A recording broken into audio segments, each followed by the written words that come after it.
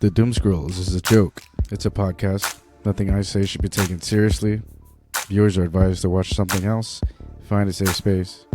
Just basically click the little X at the top of your screen, close this down, and move along. You don't want to watch this, trust me. We ask that you don't finish an episode. This is the Doom Scrolls.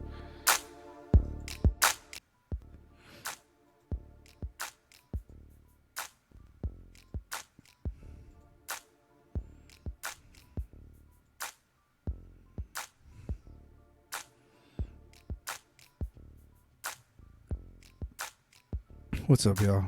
I'm back. This is a fucking Doom Scrolls. Anyway, it's been a minute.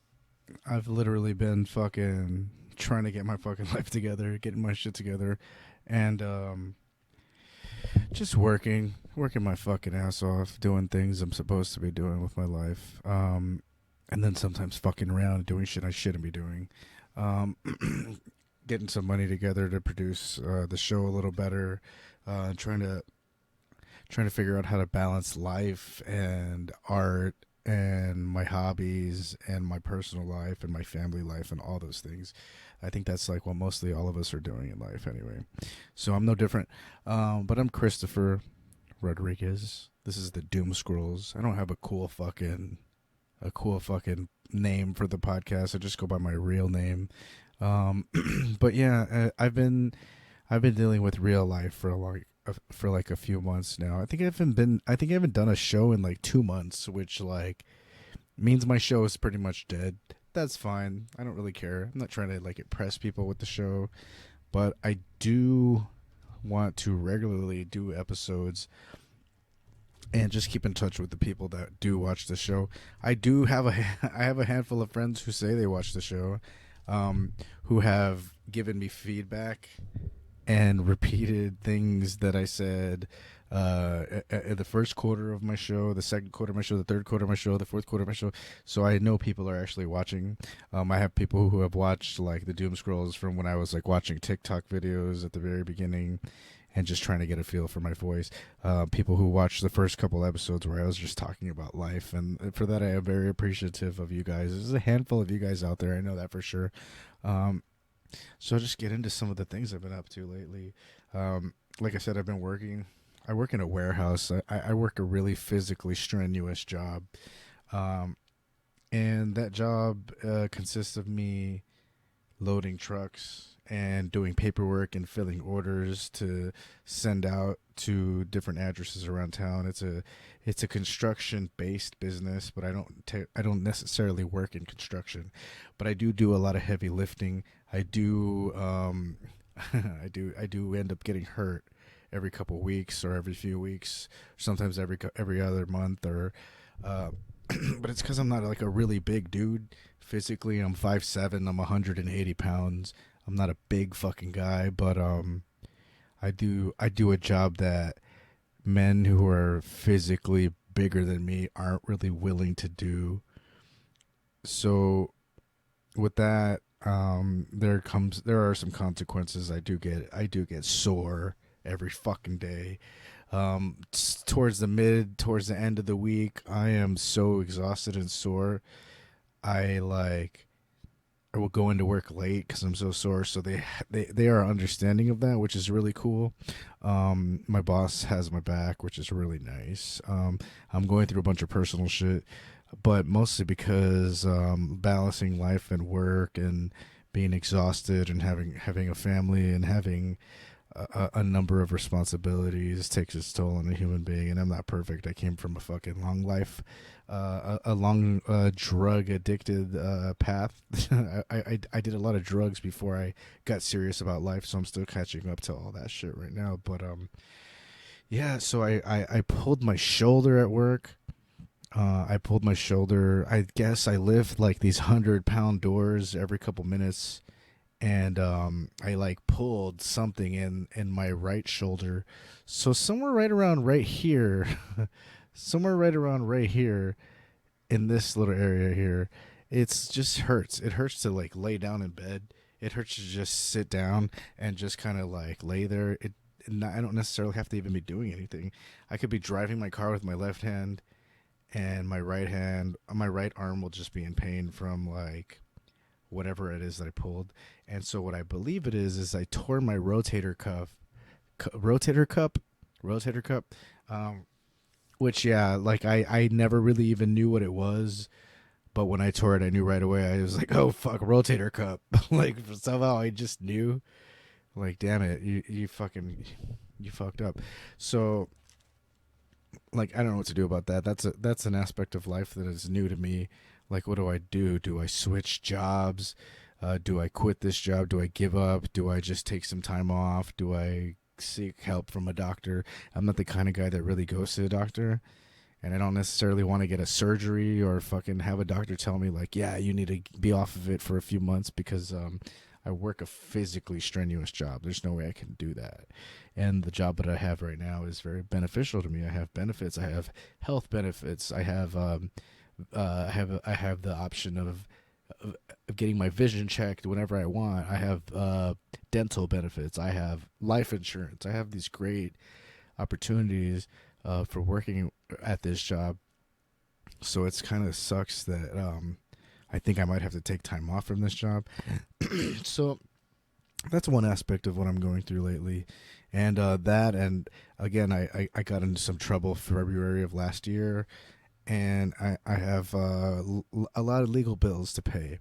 So with that comes more responsibility. It seems like every time I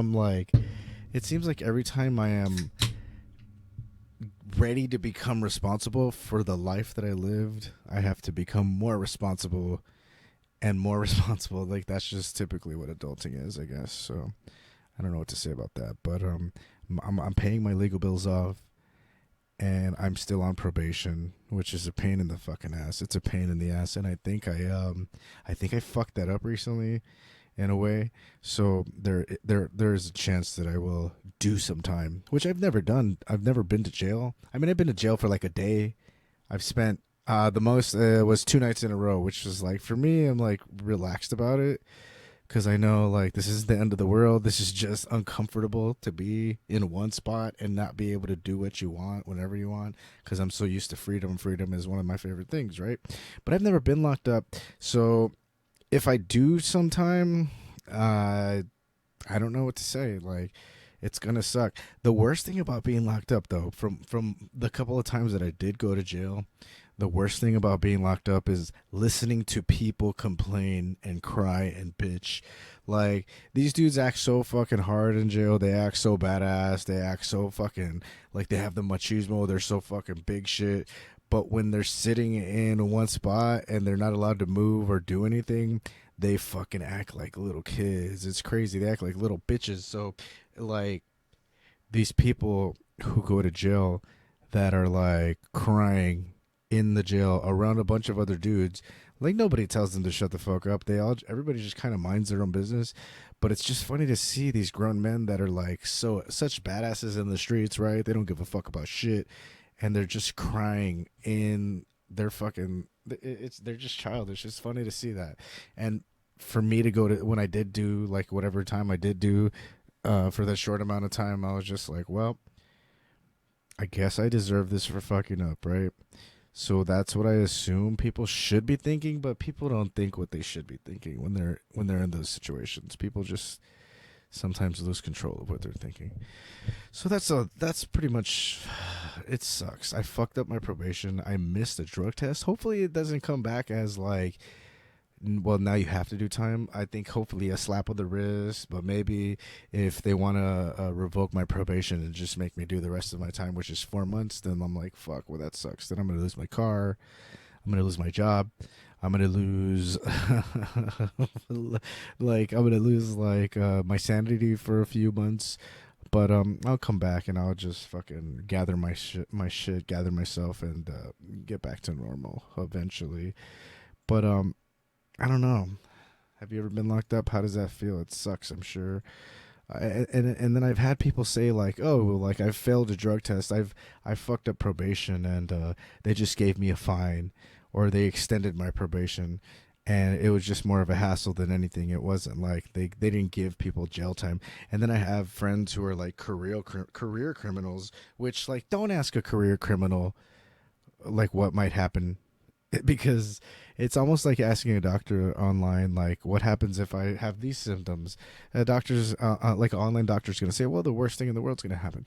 So I asked a friend recently like what's going to happen if I fail, if I didn't go to a drug test I was supposed to take. My friend was like, well, he's like, well, I got 12 months. And then another friend of mine was like, well, I got 14 months for missing a drug test. I'm like, fuck. But those people had felony assaults, or those people had like big like drug dealing records. I literally just have a misdemeanor family violence um, for wrecking a house or wrecking a fucking home that I was staying in. So yeah, I don't know. I'm kind of on the fence about what might happen. I'm not. I'm not gonna. I'm not gonna carry myself like it's the end of the world, because I mean I've been through such shit that like I don't know. I feel like I don't think I've been through something that sucks this much, but I feel like I've been through things that suck like at a smaller rate for longer. So it's just like I don't know. I don't know what to think. I'm not that scared, but I know it's gonna suck anyway. So that's that. I recently had a really shitty I want to say a month and a half long relationship, which to me is good because it was a learning experience for both of us. I met a girl. She was really sweet, really kind, really nice. We matched when it came to a lot of things, and we were incompatible when it came to a lot of things. So where we matched was, I'm a karaoke fiend. I love singing. I love hearing my voice. I love fucking singing to people. I love the recognition of like, wow, you did great. And that's one of my favorite things in the world. I like going out to bars. I like having a couple drinks and hanging out with friends. That's one of my favorite things in the world. Um, and this person also liked that, so we hit it off when it came to that. That's basically how we met. And like the first night we hung out, she kind of wanted to spend the night with me, but I didn't want to. The next night, we talked on the phone. We talked here and there through text, and then we went out on a couple dates, and we really hit it off. And she was really sweet, really kind, really generous, and then a great person. Like I'll never say she's not a great person, because she's a great person. I'm actually not the best kind of person, but she's a really cool person. And I think initially I was kind of attracted to her. She's very feminine, very, there were things about her that was like, okay, well, we're not 100% compatible, but we can have a good time. And then after hanging out with her for I think it was like a couple of weeks straight, like I don't think people are supposed to hang out that much, and if they do, there has to be like some really heavy attraction and compatibility. So in this case, I think I just got tired of hanging out. I think I got tired of being like around somebody and having to like care. And a part of that, I had a friend tell me recently like his girlfriend became really clingy, and she got jealous, and she became like upset by something that he did, right? And they had a little argument. They had a quarrel, they had a fight. And from what he said, he put it like this. He put it like this. She became a little bit jealous, a little bit overbearing, but he was like, "Well, thank God she's cute." And I'm not saying that the girl that I'm dating or that I was dating isn't cute. I'm just like, I don't think I had that like attraction that I've had before. So the last couple girls I dated, like the sexual attraction was so fucking heavy that like I put up with some fucking garbage behavior from some of these women. And that's the crux of the situation. Like, you put up with shit from somebody who's really attractive to you and really like sexually like they just do it for you, right? But they're but in this case, I just at some point within like the 4 or 5 week mark, I was like, I don't think I'm really into this. But here's my fuck up, and my fuck up was like obviously like when I'm not into something, I should be like more adult about things and be like I should I should be like, I'm gonna say goodbye and we're gonna go our separate ways, which I did try to do. But in this case, I was just kind of attracted to like the personality, the kindness, the sweetness, the generosity, the kindness, and those things really fed me in a way where I was like, wow, people aren't really like this. So we'll stick this out. We'll see how this goes, you know. But the physical attraction wasn't really there the way I kind of wanted it to be. She had a nice body. There's nothing wrong with her really, but there were some things where I was like, I don't know, I don't want to do this. And typically, like when I'm out in public, when I'm out with friends, when I'm around my element, which is like the scene, the bar scene. I'm a kind of a sceney kind of a person. I like to be out and about. I like to be where the clubs are. I like to be where the bars are, where people are having a good time, right? Typically, when I'm out there, like I'm the cool guy. I'm just the cool guy. I'm just the one that's just like relaxed, hanging out. I don't talk much. I'm not a smiley guy. I have this resting, chill face, whatever you want to call it, where I'm just like that's it. That's me in a nutshell. I just relax. I don't. My mood is right here consistently. My mood is consistently like right fucking here. Like I'm not like super giddy and happy and then like relaxed and then super happy and relaxed or upset and then super happy. I'm typically like right here in this area. Like I'm just myself as much as possible. And I think being in a relationship with somebody who's very sensitive was an issue for me also, where it's like, and somebody said to me recently, like, don't, aren't you just happy that like somebody cares at all about you? Coming from where I came from being like lonely and not having people to really kind of talk to sometimes. And I think like, well, I'm grateful. I'm absolutely grateful, but I don't really know how to react when like somebody cares about me to the level where if I'm not smiling or I'm not jumping around being happy all the time, or if I'm not constantly like up here when it comes to being happy, like they ask me like what's wrong? How are you doing? What's wrong with you? Is something wrong? And typically I'm like like everything's cool. The one thing that's wrong with me when people ask me what's wrong is that they're asking me what's wrong.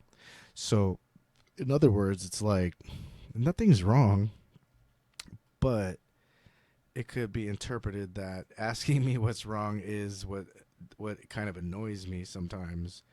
So I don't know, like I think the situation just the situation just turned like sour for me. And it wasn't this person's fault. Like this is a good person we're talking about here. We're talking about somebody who I've talked about this before. Like I've brought this up in a prior podcast. Like this is a good person who does things in life that I want more people to do on a regular basis. But the sensitivity to me is perhaps too much. So I and it's not that I don't have feelings. It's not that I don't care. I do care and I do have feelings. I just don't want to talk about them. I don't. I've already been in a relationship where like my feelings were at the forefront of my actions and what I want to do, like relies on my feelings, and I want to talk about those things and I want those things to be important to me and my partner. But in this case, I'm already like past that. I've already lived that life. I've lived in a place where like I wanted to talk about my feelings. I wanted to be somebody whose feelings were important. And now I think like a man who leads their actions with their feelings is a man that could end up being a loose cannon. So in my case, like I've fucked myself over by letting my feelings guide me or talking too much about my feelings and putting them in front of me and putting those feelings between me and another person. And I don't really want to do that anymore. So I just kind of decide to like constrict myself and, what's the word here? I guess just repress my feelings, you know? I don't want to talk about this shit. I don't want to talk about how I feel. And then there's times when, like, yes, there's times when I am upset. But typically, right, when I'm upset and if I'm hanging out by myself, nobody asks. And I keep it to myself and I go home with it and I fucking reset for the day and I get through the day and I start the day off fresh. Like I said, I listen to like Eckhart Tolle. I like listen to Sadhguru. I listen to these stoic like these people who talk about stoicism, the Buddha. I've listened to, um, you know, the Dalai Lama. People talk about how to manage your feelings without creating these actions that are negative, these destructive behaviors. And I don't want to be that guy that like ends up in jail because his feelings become more important than the reality of what could happen. So in my current path in my life where I'm at now is like I don't want to talk about those things. I don't want to talk about those things with the woman that I'm spending time with even. Like I want my relationship with the person to just be like, let's calm each other, let's relax each other, let's figure this out, but let's not get into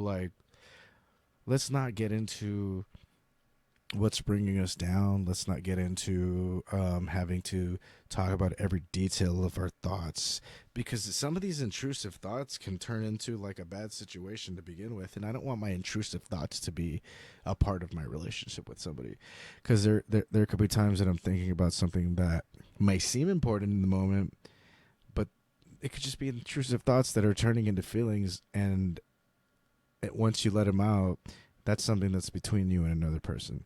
So, in my opinion, I think I just want to keep quiet about something sometimes, right? I don't want to be asked, why are you mad all the time? I don't want to be asked, like, what's wrong? And I don't want to have to be I don't want to have to be super giddy and like a teeny bopper, like excited about stuff that when I'm like right here, I don't want to have to be up here. I just want to consistently be right here. And somebody who's really sensitive is going to be wherever their sensitivities leave them at the end of the feeling that they're having. And I don't want to deal with that. So that was just a lot of me explaining like why I took a step back from how I felt. And originally I was like, this is just great. This is really great. And this person is awesome. This person's amazing. I wanted to protect this person from everything like that. I saw like some issues with this person's friends, like kind of taking advantage. I seen like things that I didn't want happening to this person because I wanted to be a protective person towards this person. I wanted to be protective. I want to be the voice of reason. Some people have blind spots. Sometimes you make friends and you see they have blind spots. You kind of want to help them out. That's kind of where I was at the beginning. And then somewhere in there, I kind of snapped and was like, yeah, like, I want this person to do good, but I don't want to have to like baby this person, or I don't want to have to deal with these kinds of things. And the sensitivity to me is like too much. Like your sensitivities are not my responsibility. And like my friend said, like he was like, well, he's attracted to his girlfriend so much that he put up with some things. I don't think I had that. I just wasn't there. Um, it could just be an issue with compatibility, right? Like this person wasn't my type exactly, and it has nothing to do with age or like it has nothing to do with where this person's from. I think it's just a strictly attraction thing, right? Like you're attracted to what you're attracted to. You don't have a say in it, but there are certain things that make you want to kind of hang out with certain people. Somebody could be really nice to you, really sweet to you, and I kind of was lacking that for a minute. So that kind of made me want to hang out with this person. But I'm not putting this person down. This is a great human being. This is a person who is an amazing human being. There's nothing wrong with this person. But I kind of fumbled that. And I don't consider it a fumble because in my honest opinion, I didn't want to even be there.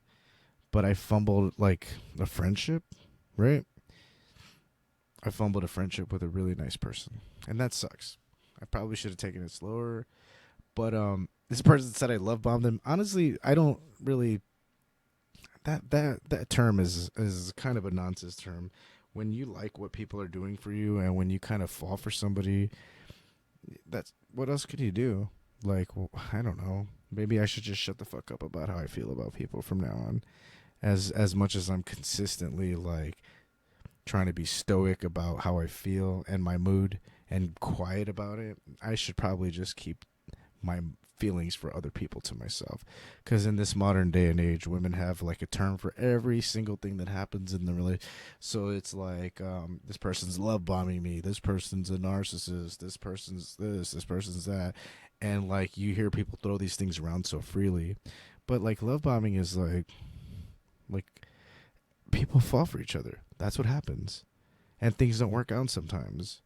And sure, if you want to say somebody love bombed you, or you want to be kind of a, you want to put labels on things, and all right, cool, whatever. That's not my style. I don't really fuck with that shit. I don't really care for that stuff. Um, but yeah, that sucked. That really sucked. That relationship went downhill pretty fast.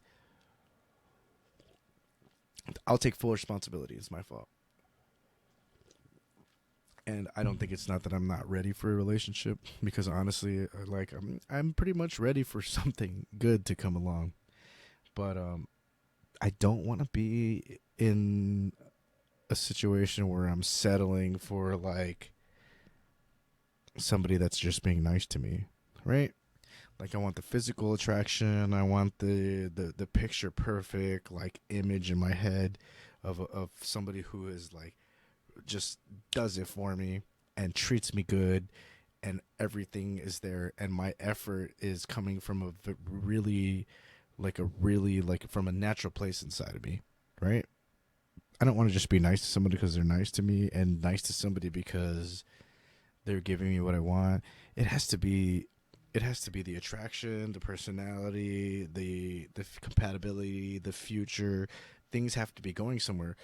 There can't be. I don't think there can be one of those things missing. But I don't know.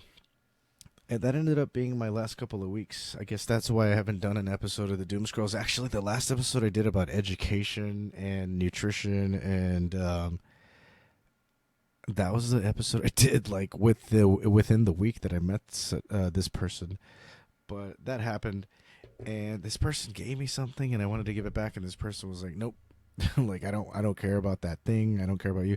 I was just trying to be nice. I'm not trying to reach out for anything other than I just want to be a nice guy and give you something that I know was important to you. My bad. I'm not trying to.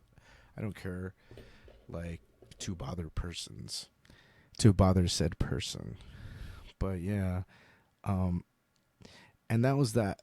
That was the end of that relationship. And in that whole situation, I learned like I like to be on my own. I value my free personal time more than most of the things that I thought I valued. Like I typically don't feel lonely anymore, right? Like I used to have these moments where like I am very lonely and I want to be around somebody. But within the last like 7, 8, 9, 10 months, I want to say since my last birthday, I realized like there are a few things about life that I realized that I wish I knew sooner, and a couple of them were, here's a few. Here's a couple of these things that I learned is that number 1, loneliness is kind of a prompt. You know, loneliness is like is like the universe or life itself. This is what loneliness really defines, is it should be defined as. Loneliness is a lack of the knowledge of self that we have, or loneliness is like they say, like if you feel lonely, it's because you don't value being by yourself the way you should. So when you feel lonely, that's when you should learn what is it about being by yourself that you don't like that you can't be satisfied with.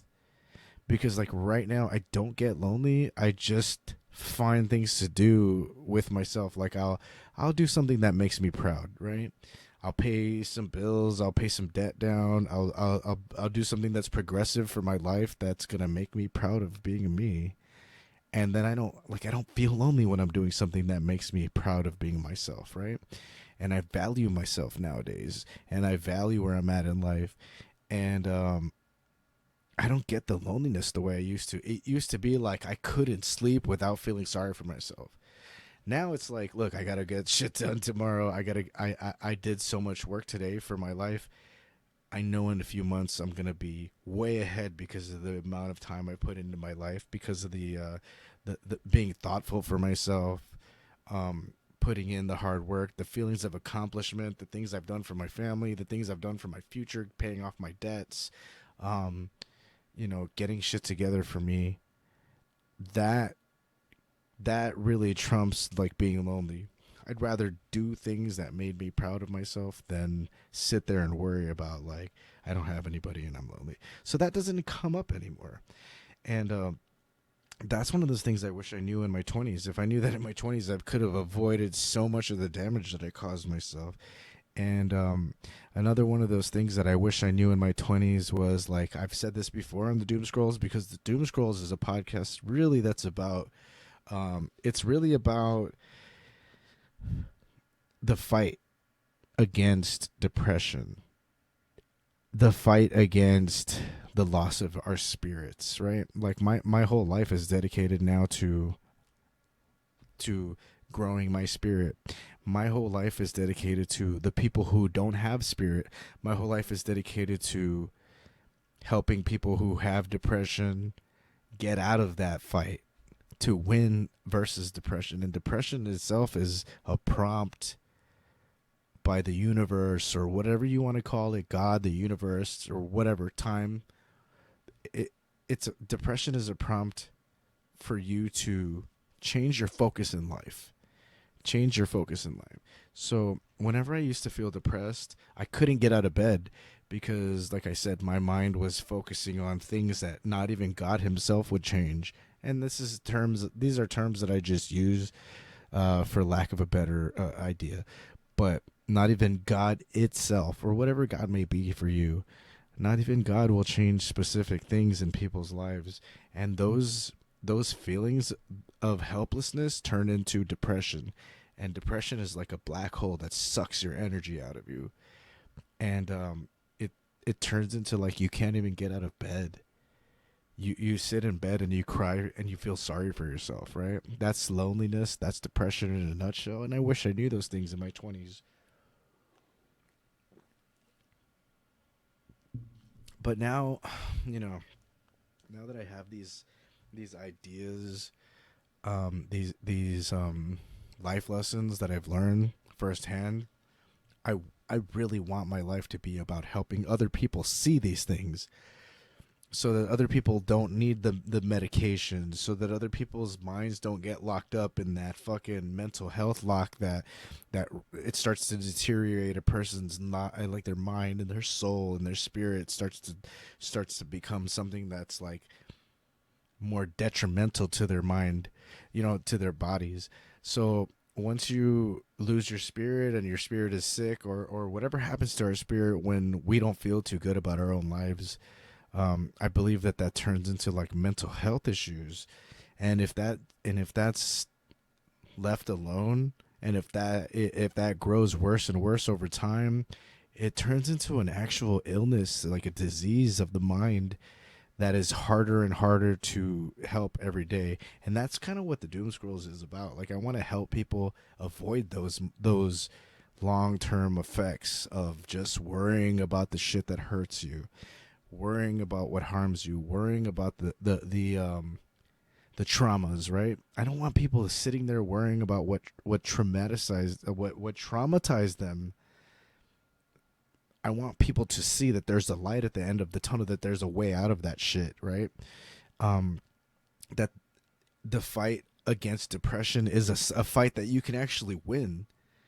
Like, a lot of people feel helpless. A lot of people feel hopeless. That when their depression kicks in, that they can't beat it without drugs, without medicine, and I'm talking about psychoactive medications, SSRIs. I don't think that those are natural to humanity, and I don't think that that's what was intended for humans when it comes to fighting depression. I think that there is a natural way to get out of being depressed, and what it really is talking to other people, making yourself proud for yourself, education, right? It takes a lot of reading books from people. Don't take advice from somebody who's in a position that you don't want to be in. So take advice from the people who probably were in the same position as you at one point and are in a better position today. So take advice from somebody who has no feelings of depression, who was probably suicidal their whole lives, who probably hated their lives, who probably didn't want to be in their own skin, but then they found the right points of education in life to where like now they are happy to be themselves. Those are the people to listen to. And I'm not saying that I'm like this fucking guru, I'm this great guy, I'm this amazing person. But I'll tell you right now, like right now, I didn't like who I was.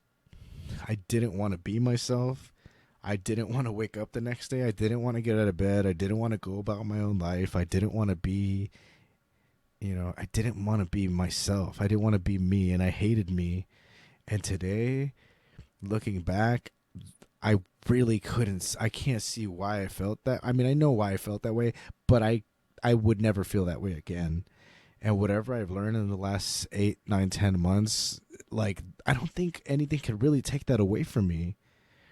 And that's not a challenge to the universe to like fuck me over hard and make me fucking like I'm not trying to test the universe or anything, but I think that when you gain the understanding of like how to make yourself proud, and when you like start to change your focus from like the traumas and the things that bothered me about my life and the shortcomings, and when you start to like change your perspective, change your focus from this is what bothers me to this is how I make myself stand up every day.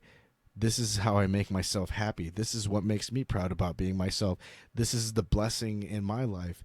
Right now I have a kid, a car, a job, a family. I have friends. I have people who love me and that I could talk to for advice.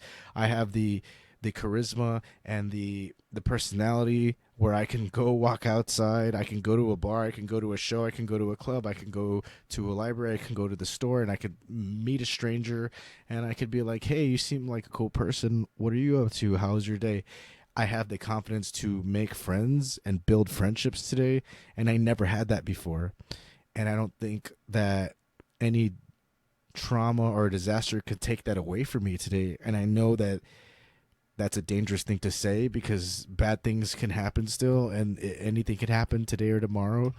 But I think that what I've learned in the last couple months is something that's stronger than anything that physically might be able to happen, which is like kind of a daring thing to say. But I believe that human beings can fight depression in these natural ways, and really it just takes hard work, effort, a belief in oneself. There are things that we have to do as adults that we kind of don't want to do, but when we do them, we find out that they were the most important things to do. So for me, that's reading. I believe that reading is one of those things where like when you're doing it or when you're getting ready to do it, you're like, ugh, I got to do this. But then over time it becomes like, yes, I get to read. I finally have time to read. I've been waiting for this. I've been waiting for some more like food for my brain, right?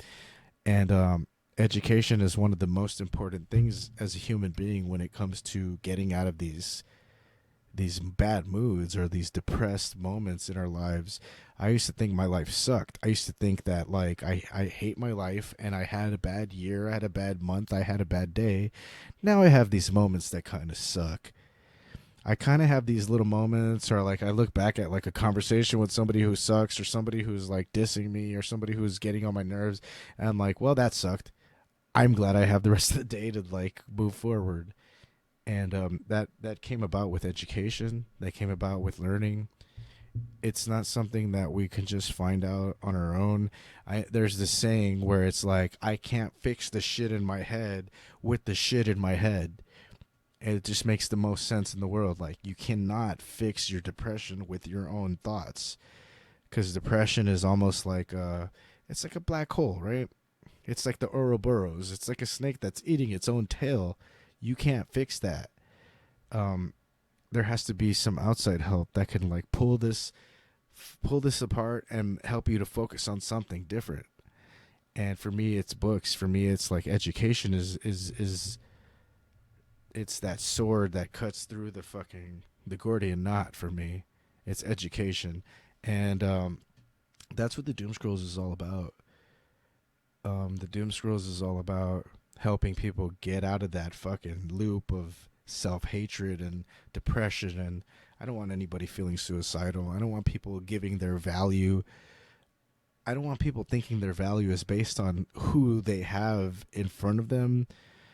Like, if you don't have a girlfriend, if you don't have a boyfriend, if you don't have a partner, if you went through a divorce, if you're, God forbid, if your spouse dies, if you lose a kid, right? That doesn't mean that you're not a good person. That doesn't mean that you don't have something inside of you that you should feel happy about or you should feel proud about. I think that our value is tied to how we treat ourselves in our own mind, and our value is tied to how we carry ourselves in the real world and the things that we do for ourselves and for others around us and our families and our friends. And that's where the true value of a human being sits. And I think that I wish I could get that. Like, I wish I could get those ideas through to people. But I think there was a proverb that said, like, somebody who's already learned something can understand it, but when you try to watch a fool learn something that they don't already understand, it can be a little daunting. I don't forget how the proverb goes exactly, but it's hard to teach this to people unless they're willing to learn and they're willing to listen, right? That doesn't mean I'm not going to try. I know a lot of people don't listen to the Doom Scrolls. I know a lot of people, probably get 15 views every month. I probably get less than that sometimes. But that doesn't mean I'm going to stop trying. This is one of the things that makes me happy to be myself. I'm happy I can get on here. I can post this on my YouTube. I can add some production value to my show. Yeah. I'm just really happy to finally be back here to make a new episode of the Doom Scrolls. By the way, I don't know what else to say other than I miss being in front of the mic, but I don't want to do an episode when I don't have something important to say. I want to be here when I have something of value to say. I don't want to just do an episode just to do an episode. So I figured I'd come on here and I'd talk about my breakup, the mission of the Doom Scrolls to help people who are sad, to help people who are depressed. I really hate the fact that I hurt this person's feelings, but we are all human beings that are like on a path of learning, and we never like quite understand what we're learning until we actually learn it. If I knew like how I felt in the moment, I would have probably handled things differently, but I figured it out over time. I figured out like the attraction's not there. The feel like I probably wish I could be friends with this person, but obviously I already fucked this up. I already hurt this person's feelings, and that's something that's past. But like, we live and we learn. If I was perfect, I wouldn't make mistakes like that, but I made the mistake, I fucked it up. And for that, I'm sorry. And I honestly, I don't even think saying this to the person is of any value, because I'm the asshole in this situation, and I'll never say I wasn't. And I was mean. I was fucking a jerk. If I could do it differently, I would. But we live and we learn, and I can't go back. I can't change the past, right? But maybe I learned how to treat somebody in the future that like cares for me, that I'm not interested in. Maybe this person learned not to allow this shit to happen again with somebody else. And I hope this person can trust people, but learns, like, when you break up with somebody, just because you miss them, don't reach out to them. Don't try to get back in their in this person's attention. Because I tried to break up with the person, but she called me and kind of wanted to hang out again. And it's nice to be wanted, right? It's nice to be desired. So of course I was like, yeah, okay, sure. But those are things now that I know, like, probably don't do that. And X's are X's for a reason, right? X's are X's for a reason. People break up for a reason. Those reasons aren't just going to go away because you want them to. They kind of resurface over time. But that's that. And I recently, another thing I recently found out about myself was like, I talk to people in a public setting that kind of seem friendly and are kind of talkative, but it's hard for me to talk to people who are quiet. So a friend of mine recently that I met, that I really dig, this person, he's a really cool dude. Like, he unfriended me on Facebook, so immediately, like, my phone's like, hey, you were unfriended. And that's not typical, but I have my phone will tell me like who unfriended me. I just have my ways, you know what I mean? Like, that's the kind of that's the kind of fucking neurotic person I am. Is like, as soon as somebody unfriends me, my phone alerts me right away, because there's an app for everything. There's an app that tells you everything that's going on. It's like apps that watch my friends list, right? But I hit this person up immediately because I was standing right there in front of the person. I hit this person up immediately and was like, well, why'd you unfriend me? And he was like, oh, we didn't hit it off, it didn't work out. And I said, you know what? We probably didn't hit off because we don't talk. And the fact that we don't talk doesn't mean that I'm not your friend. I just don't really know how to talk to somebody who's very quiet. And once somebody kind of opens up and is a little talkative with me, then I just don't shut the fuck up, So I made friends with this person again after kind of losing touch with this person. And now we kind of talk about stuff on a deeper level, which is really cool. So sometimes you just have to say this to some people. Like, it's not that I'm not your friend. It's not that I'm not friendly. It's just that when people are quiet, I'm quiet. I don't want to like overstep your boundaries. I don't want to like talk to you when you're not ready to talk about something. And that's an important aspect of life that we need to learn. And like again, I'm not perfect, so if I knew that that was a thing, I would have kind of reached out sooner, right? But shout outs shout outs to my boy Billy. Like, that's my friend, dude. But sometimes we it seems like we don't hit it off, but that's not the truth. And it's not like everybody's like my boy Corey, who talks so much that like we have a million things to talk about, because that's all we do is talk and crack on each other and make jokes and kind of like we shoot the shit all the time, me and my friend Corey, because he just kind of talks more than me. And then it prompts me to have stuff to say back to him. But then I meet somebody who's quiet and I'm like, I don't know what to say. So for that, that's another important lesson that I wish I knew ahead of time. If I knew it ahead of time, then, I'd be better at life. But we're not perfect, right? And I think that's what today's episode is kind of about. Like, I'm not perfect. I fucked up my probation.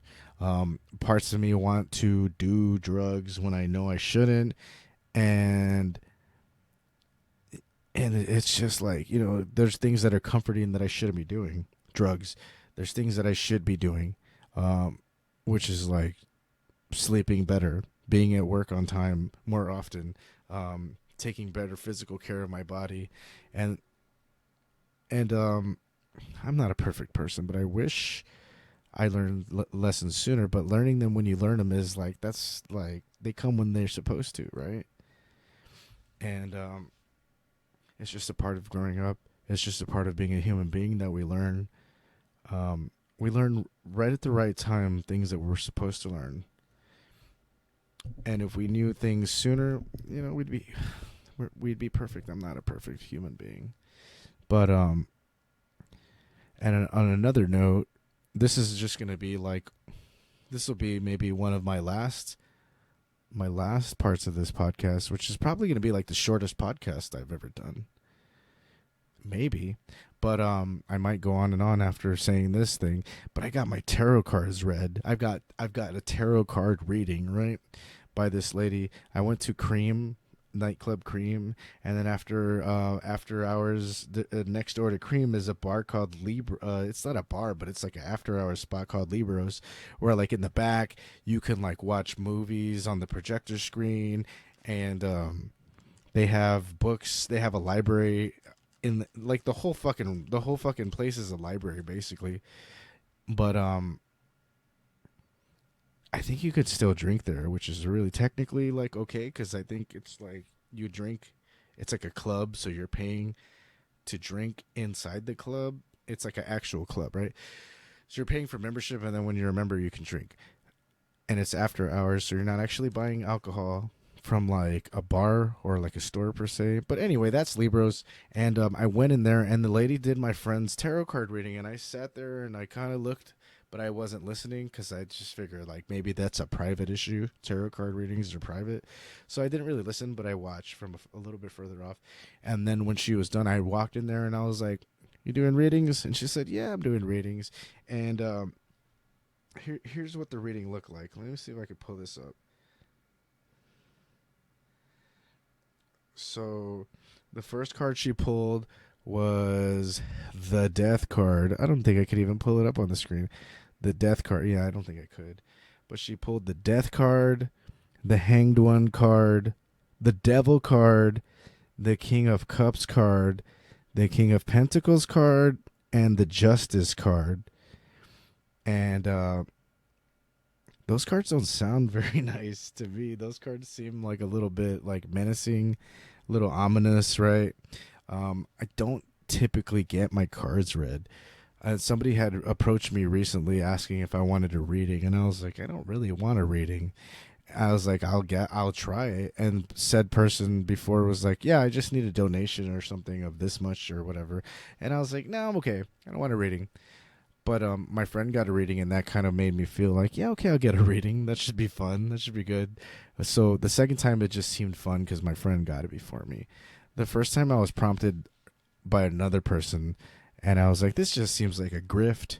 And I typically don't want to have my palms read or my fucking cards pulled or my fortune told or any of those things. But at this time around, I was like, all right, let's do it. And so the Death card, the Devil card, the Hanged One, the King of Cups, was it the King of Pentacles, and the Justice card. So that's a little strange. And every single thing she said about like, so you get a card, it's called the Death card, and from what I read on Chat GPT, and from what I read from what she told me, was like the Death card, it could be like the death of like a situation in your life, or the end of something and the beginning of something new. So in my opinion, I was like, well, I guess that's kind of sounds good. And then the Hanged One, similar. She gave me a similar reading. Like, yeah, that could be like the end of something and the rebirth of something else. And then the King of Cups, the Devil card, the Justice card. In my opinion, I was like, these are terrible cards, and I feel like I'm doomed, right? The Doom Scrolls. I feel like I'm doomed because these cards sound really ominous. They sound pretty bad. I don't think these are good cards to be read. And I I started to think like I don't really like having my cards read by somebody who's so positive. I don't want a positive spin on my cards, you know? Like, if you're going to pull me the Devil card, if you're going to pull me the Hanged One card, if you're going to pull me the Death card, the King of Cups, which to me, that's like the alcoholism card. If you're going to pull me the Justice card, like, instead of spinning everything to make it seem like I'm on the right path and I'm doing well, maybe just check me for my bullshit and be like, hey, you pulled the Death card, you're gonna die. Or hey, you pulled the Devil card, like you're a complete asshole, or like you pulled the King of Cups card, you're an alcoholic, something about something negative. Be a little more pessimistic with your readings. Don't be so positive that everything that you pulled sounds like it's gonna be good for me in the end. Like, check me on my shit. Tell me I'm doing some dumb shit with my life. So for that, I don't really want to be read my fucking tarot cards by somebody who's so positive. And I kind of want a pessimistic card reader to like scare me and make me more, make me more fucking considerate, make me more cautious in my life. You know what I mean? Make me more careful with how I behave, because at this point, in my life, I'm probably gonna go back to jail. I just ruined a relationship. I lost a friendship that I probably wish I didn't lose. My I fucked up my probation. I've been drinking too much. I feel like I've done bad things when I feel like I'm being a jerk. I'm an edge lord. I say some fucking crazy shit just to see like a kind of a reaction. Like, I don't think I should be doing some of these things, and I think I might be slightly out of control, not so much to where like not to the point where like I'm gonna find like an imminent consequence exactly, but like a loss of control where like my life is degrading over time, a little slower and slower. So probably just check me on my shit and put me in my place so I can make the adjustments to get back on top of shit. I used to feel so spiritually in check with myself and the universe. Like, I used to see synchronicity in the world, and I think I might see synchronicity with these readings. I think my interpretation of this reading is probably more important than the one she gave me, because I feel like my interpretation of those cards, and I read like ChatGPT told me what each card meant, and I was like, well, that doesn't seem right. But I think my interpretation of what the cards mean are more important than what they told me they were. I think fate and destiny and the random chance of pulling those cards all in the row that they were pulled in was more important than what they told me they meant. And my interpretation of what those cards mean are probably more in check with like how things are going for me. So those are not good cards. The death card is not the best card to get right at the beginning.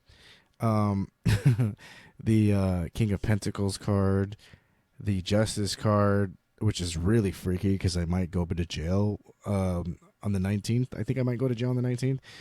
um the Hanged One card, that's like an ominous card where it's like, perhaps I'm not gonna like the direction I'm putting myself in. Like, perhaps they're giving me enough string to hang myself with, figuratively speaking, right? So I don't know. Having readings is like it's for sure a double-edged sword, because on one hand I kind of liked the idea of getting my reading done, and now I'm like, fuck, those cards are kind of hanging over me right now, and I don't know if I want to think about that, because I don't want to put myself in the position where like I'm overthinking, or like I don't want to get caught in a cycle of thinking about negativity. And that's another thing that I learned recently about myself is like, my algorithm is fucking trash. My algorithm on TikTok, my algorithm on YouTube and Facebook is like, hey, you want to watch some police shootings? And I get trapped in the doom scrolling, right? Because I'm a doom scroller. That's why I named this show the Doom Scrolls. Just watching police pullover videos and then being like, I fucking hate these dudes, or watching like car wreck videos or fucking videos about relationship issues. Like, I'm tired of the whole man versus woman, the whole woman versus man, relationship wars.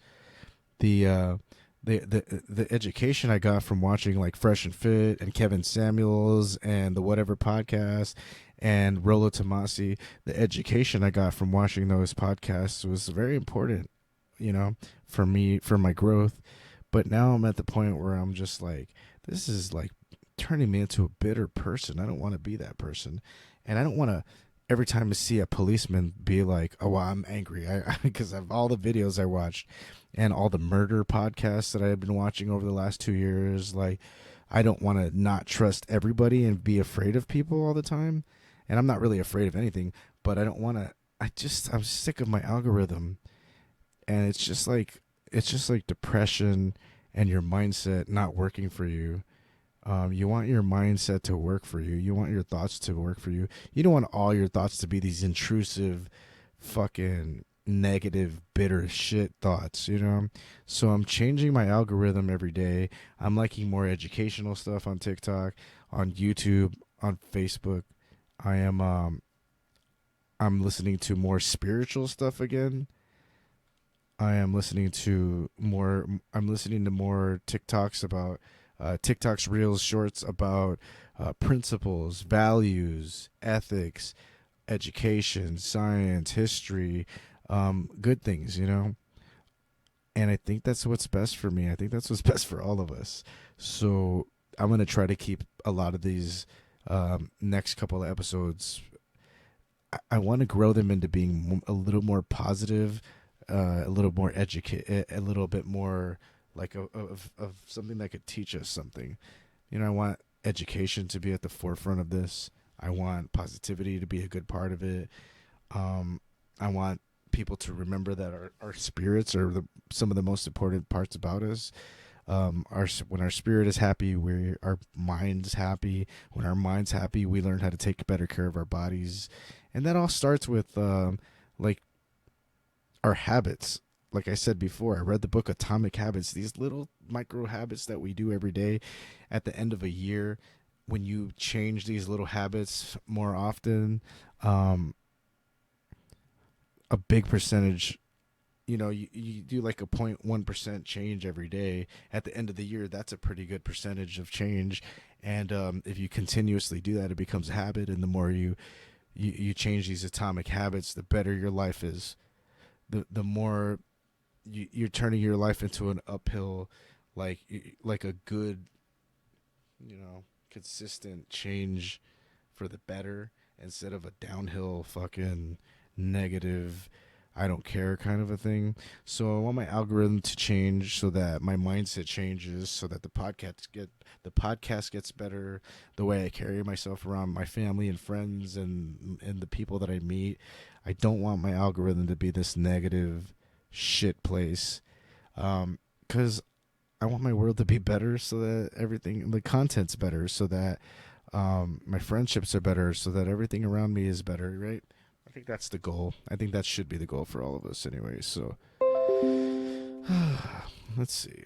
That was a loud noise here, but anyway, yeah, that's pretty much what I wanted to talk about recently. There's really nothing more compelling than those things lately for me. Um, I only want to do the doom scrolls when something compelling happens in my life, and when I say compelling, and I mean this in a way just so people can understand, like when God compels me to say these things. And what I'm saying is my spirit. What I'm saying is like compelled by the universe, or compelled because I just feel like it's important and has to be said. I think that that's what I mean when I say like God has compelled me to say certain things. So talking about my relationship that sucked, talking about my mistakes in that relationship, talking about making friends and learning how to talk more with people who are quiet, because I don't want to lose these friendships. My fuck up with probation, and it sucks that I might go away for a minute, for maybe a couple months. I don't know how long it's gonna be, and it sucks. But I have to learn somehow. I have to learn how to handle myself. Maybe that's where the control part's gonna come from, the self control. Learn how to control myself, because I think on some level I'm just out of control on on a scale that's like very micro. It's a micro scale. Like I'm out of control a little bit more every day, just a little bit more, just a little bit more, and I need to learn how to get a hold of that shit. Maybe a slap on the wrist or some time in jail will change that for me, and I'll come back more disciplined. And what there, I heard recently, like discipline and social commitment those are some of the most important aspects of a very successful human being.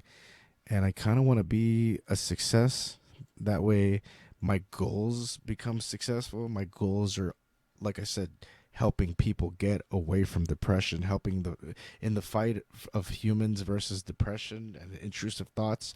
I want to be a part of the successful team when it comes to that. I want to help people get better. I want to help people not have to do illegal drugs. I want to help people not have to do prescribed drugs. I want to help people not have to drink themselves stupid. I want to help people not be codependent. I want to help people not feel sorry for themselves, and I want to help people get out of bed every day, and I want to help people be happy. And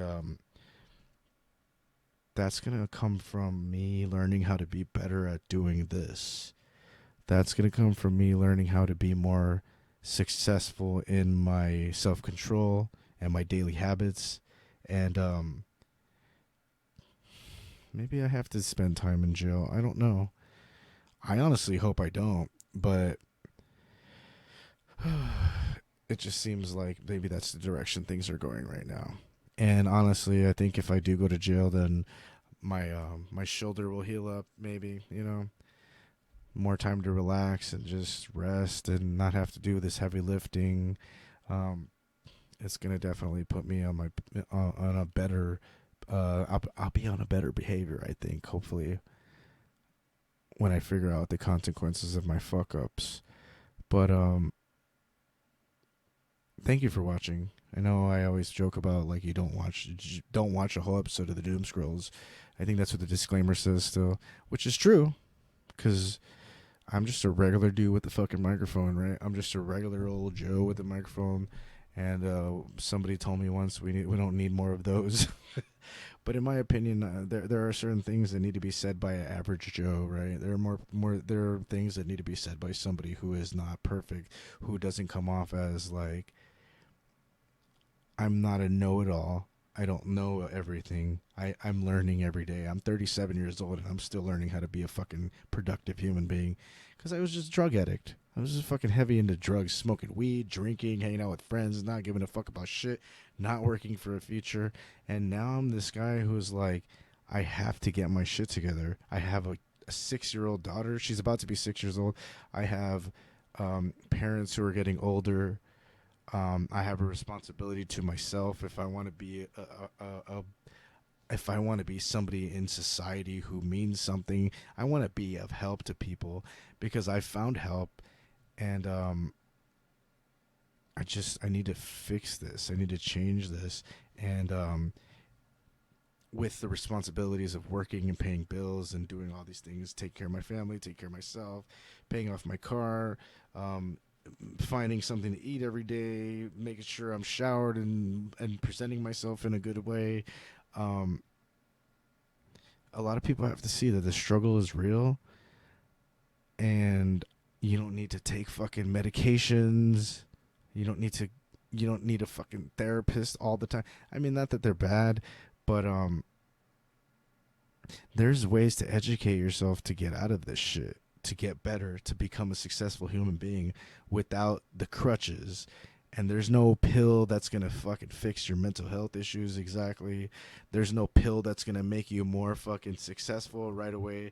There's no magical bullet that's going to change your entire life. It really takes a lot of hard work, and this podcast is about explaining that sometimes there's a fork in the road. There's mistakes that are going to be made. People are going to get hurt. Sometimes I'm not proud of myself for what I did. Sometimes you're not going to be proud of yourself.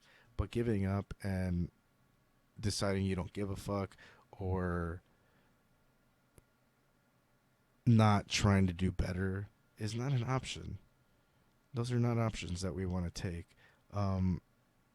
Showing people that we're real people with real problems, and there's real solutions. There are solutions that just takes hard work. That's what the Doom Scrolls is about. That's what I'm about. That's what my life is about. That's what my whole fucking future is going to be about. That's what, hopefully there comes a time where like I can rest, relax, find comfort, and enjoy myself without having to work so fucking hard. But this is the lot I've been given in life, right? This is the lot that I've chosen for myself as well. I didn't come from money. I wasn't given a quick fix. I don't have, I can't just throw money at these problems. I have to actually find solutions and better myself every day. And it's not easy. It's not easy for me. It's not really easy for anybody. But it's harder for most. It's harder for some than it is for others. And when you're one of those people where like it becomes hard, just remember, like, I'm a regular dude trying to kick ass in life, trying to figure things out. I'm not perfect. I don't carry myself like, I don't have a huge head. I don't think I'm the greatest at really anything. I'm not God's gift to life in any aspect of it. But I think I realized that when I work harder to change things, things do get better. Things do get better. Like, I don't have depression. I'm not suicidal anymore. I don't think I need to seek medication. I don't think I need to pay a shrink or a therapist or psychiatrist to figure out what needs to be done for me. I think if I just keep reading different books, keep finding education to be an important, like a cornerstone in my life, then eventually things will move more towards the successful part of life. And the first 37 years of my life are how they are. The last couple of years have been gradually getting better and better and better for me. I found love, I found happiness, I found friends, I found my family. I have a daughter that's beautiful. Um, I have things to show for my hard work. I have my production of the Doom Scrolls. I have my best friends in my life. Um, Things are changing at a rapid pace for me because I started to give a fuck and started to look at life in a different perspective. And if I keep doing this, things are going to be exponentially better within the next few years. And eventually I'll be able to look back at life and be like, look what I did. Look at all the changes I made. Look at how great this is. And I want people to see that that's possible for them as well as, you know, if it happened to me, it could happen to you, you know? And a big part of that for me is like putting myself out there and explaining what I'm going through and sharing what I've been through with you and with my friends and with whoever wants to listen, and just being transparent and being real. Because if I share what I've been going through, then I know other people can see that they're not the only ones, you know? I didn't figure this shit out by myself. I learned from watching other people that if they could do it, I could do it. And if I could do it, you can do it. And we're going to see what happens in a few months, in a few years, like what's possible when we just work hard and do what we're supposed to, and we kick ass, and we try to keep some values and principles, and we try to keep ourselves humble, and we try to learn from our mistakes. But those are important things for me to say today. And I know it's been a few months, and if you watched all the way to the end, let me know what you think in the comments. Let me know on the YouTube, in these YouTube comments. If we're Facebook friends, hit me up on Facebook or Instagram. Check me out on TikTok. My TikTok is Redfield Christopher. I'll put the little title right here on the screen. Redfield Christopher. I'll probably just put it in the credits also. Thanks to Ed Chronologic for the theme song and the ending song for the podcast. Again, special thanks to Lee. Special thanks to Corey. Those are my two great friends. Special thanks to Billy. Thanks to Megan, Joanne, a lot of my family that keeps me going on the weekends when I'm out of work and I'm relaxing. Thanks to my family and everybody who's watching. Hit me up in the comments. Send me an email. Tell me if you hate me, if you hate the show. Tell me to fuck myself. I like comments. I like hate mail. I'm really partial to hate mail. So if anybody wanted to send me any kind of like critiques or fuck yous, that's actually pretty fun for me too. But thanks for watching the Doom Scrolls. You guys have a great week. If I don't see you for a couple months or for the rest of the month or whatever, then I miss the Doom Scrolls and I miss being a part of your life. And I hope you listened to the end here. If you did, that's fucking dope, because that shit means more to me than any quick offhand small talk conversation. If you could listen to me to the end of this, you probably have some questions or something to say to me. Hit me up in real life. But yeah, this was the Doom Scrolls. Thank you guys for watching.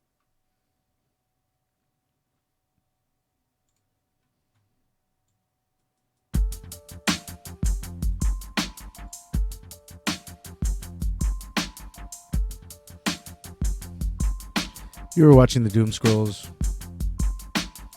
Special thanks to Ed Chronologic Video Magazine on YouTube.